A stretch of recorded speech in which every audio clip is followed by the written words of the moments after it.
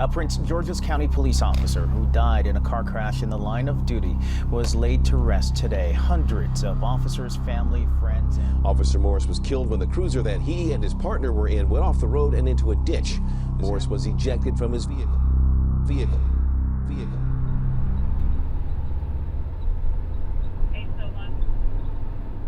When I first came to and realized what had happened and that we were off the road facing the wrong way in the woods, I remember asking if Morris was okay, and I didn't hear anything, and I looked over to the driver's seat and he wasn't in the vehicle.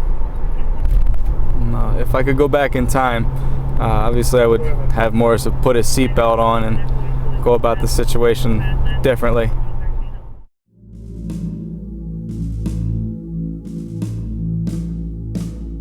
Anytime we lose an officer or an officer is injured, no matter what the incident is, it's just devastating for a police department. You know, the law enforcement community is like a family. And when deaths or injuries could have been prevented, it is just so much worse. Well, nationally, more officers lose their lives every year to fatal crashes than felonious line-of-duty deaths. The national seatbelt compliance rate is 87%.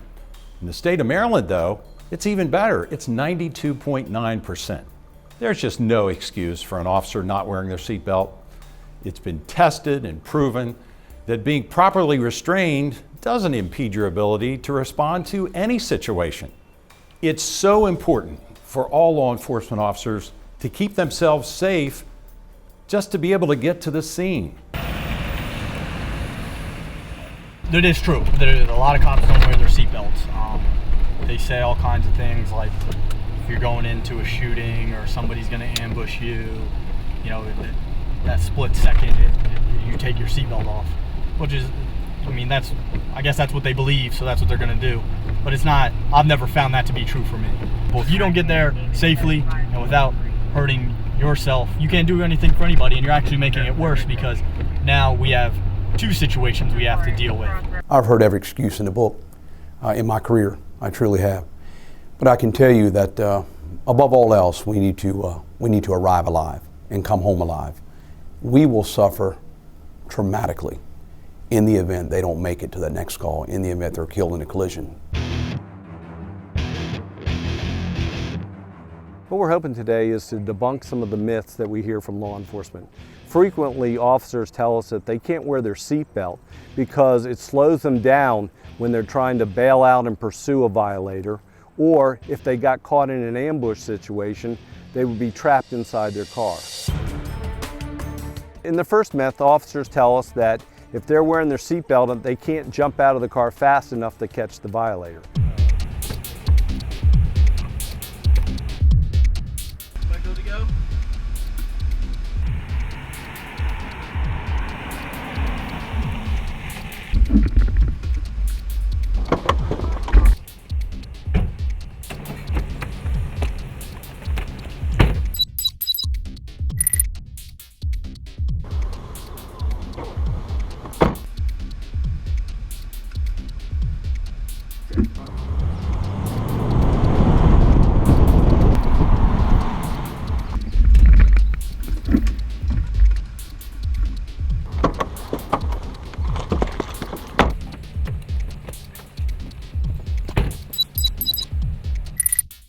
There's little to no difference between an officer who's wearing a seatbelt or not wearing a seatbelt when it comes to getting out of the car. A properly trained officer wearing a seatbelt can get out of the car about as fast, or in some cases faster, than an officer that doesn't wear their seatbelts.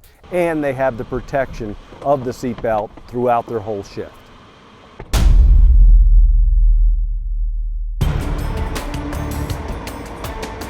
The second scenario, we're going to show an ambush situation.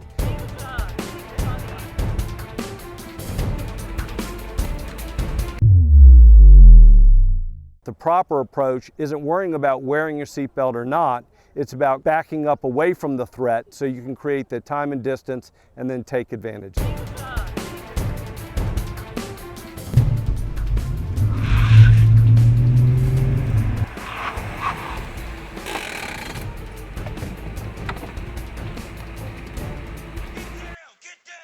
Bottom line is you're at a disadvantage unless you create time and distance. If you're not wearing your seatbelt and you're violently moving the car, you're not going to be in control of the car and you're going to put yourself at a disadvantage.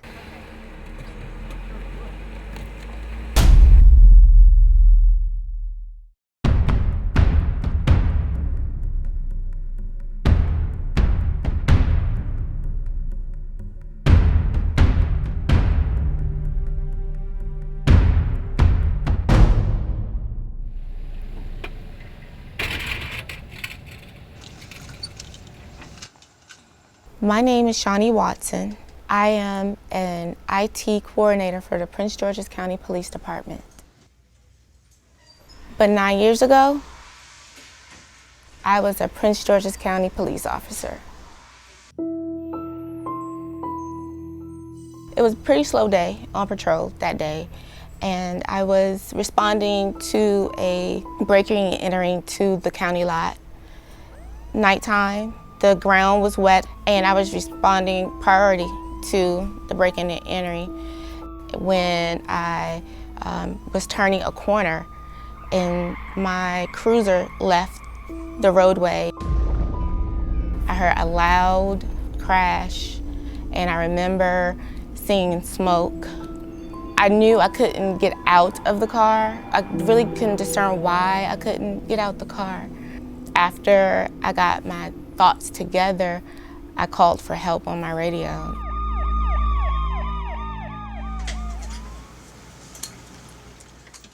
I am paralyzed from just about my rib cage down.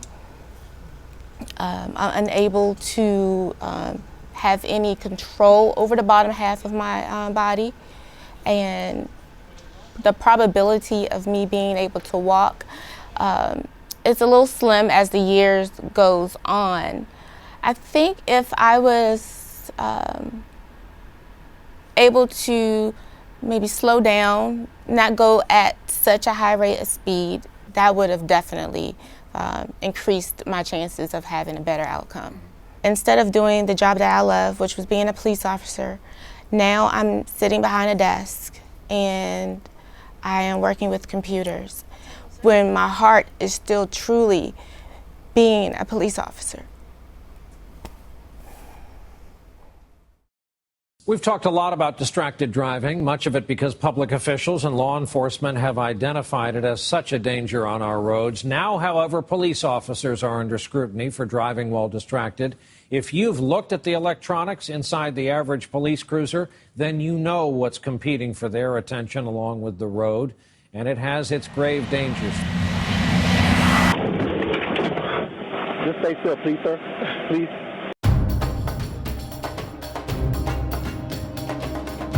Well, years ago, there weren't many distractions in a patrol car. But now, with all the technology advancements, the interior of a police car looks like the cockpit of a jet fighter. You can't always capture accurately how many distractions contribute to crashes. But we have to do as much as we can to limit the distractions police officers encounter while they're driving that 3,000-pound police vehicle. There are a lot of distractions, but we're also trained on how to limit those distractions, especially the unnecessary ones. Things such as not listening to the radio while I drive, make sure that you're allowed to talk on your cell phone as long as you have your Bluetooth earpiece in or some type of handheld device. You can talk on your cell phone. But once again, that's also another distraction. So I try to limit things like that that's unnecessary. A lot of times law enforcement officers do feel they're invincible. We're out there to protect society, and we feel like we need to be doing that all the time. Too often we look past protecting ourselves. That includes, speed, reducing our speed, ensuring that we're buckled up when we're in the vehicle, as well as, we have many distractions within our vehicle, many more than the average citizen does. Ensuring that, we're not falling victim to looking away, looking down, looking at a computer, looking at a phone, that ultimately has a tragic ending. We can get to zero deaths. This is preventable. I mean, when you're talking about officers that are dying as a result of not wearing a seatbelt, or being focused on what's going on a computer screen and not paying attention what's going on the roadways. These things can be avoided and prevented. And we have a responsibility, again, not only to our brothers and sisters that we work beside, but also to our families and also the citizens that we're tasked with protecting and serving. We can do better, and we should do better, and we should be striving towards getting to 0 deaths.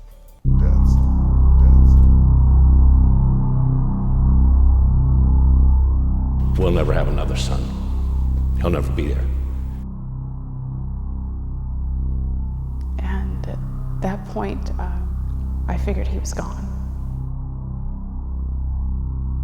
You know, we have our own little memorial for him, and his friends, you know, but when I see them going out and getting married and doing things, it's hard. A split second can change a life. We don't ever want to see your story told on these walls. I cry every day for him. Every day I shed a tear. I've personally experienced far too many funerals with law enforcement officers. You know, and anything we can do to include reducing speed, wearing our seatbelts, and alleviating or avoiding as much distracted driving as possible in our profession will help us get to 0 deaths. ID number 3510. ID number 3510. Communications ID number 3510. ID number 3510.